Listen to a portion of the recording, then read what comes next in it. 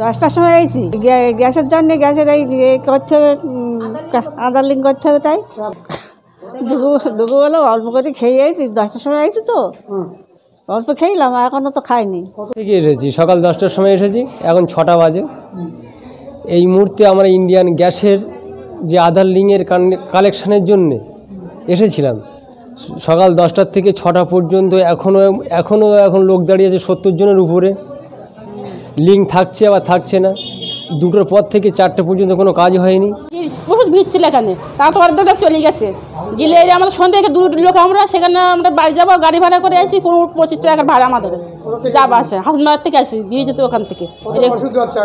এখন তো বহু অসুবিধা হচ্ছে, রিং হচ্ছে না, বসে আছে, ওই হচ্ছে না, খানিক হচ্ছে, খানিক চলে যাচ্ছে, এইসব হচ্ছে।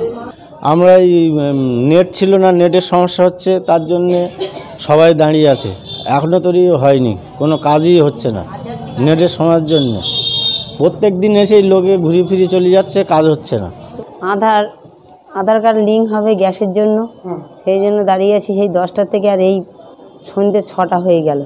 আর আজ আসছি, কাল আসছি, ফিরে আসছি, দূরে কত গাড়ি ভাড়া আমাদের আসতে।